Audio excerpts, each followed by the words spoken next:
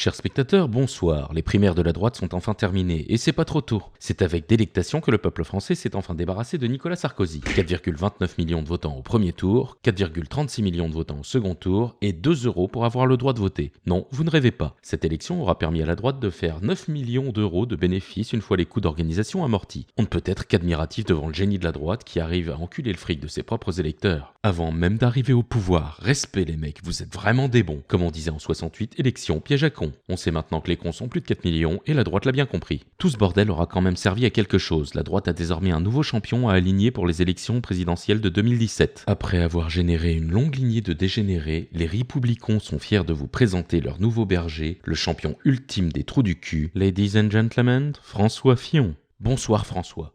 Ne jouons pas les naïfs, tout le monde le sait, les élections présidentielles de 2017 vont être un remake de celles de 2002. Vous allez être élu avec un score de dictateur face à Marine Le Pen après avoir éjecté le corneau désigné par le Parti Socialiste au premier tour. En tant que futur président, vous avez de nombreux défis à relever. Éradiquer la vague de terrorisme qui ensanglante le pays en s'occupant par exemple des 9000 fils de pute fichés S présents sur le territoire français, réduire le chômage, améliorer la sécurité, augmenter le pouvoir d'achat, relancer l'économie, réduire la pollution, combattre la corruption, et bien sûr, le plus important, recréer un sentiment d'union nationale en rappelant aux Français qu'ils sont tous frères, quelles que soient leurs origines, et qu'ils doivent s'unir autour d'un but commun, faire retrouver à la France sa grandeur passée afin de pouvoir continuer à profiter des avantages qu'offre notre beau pays.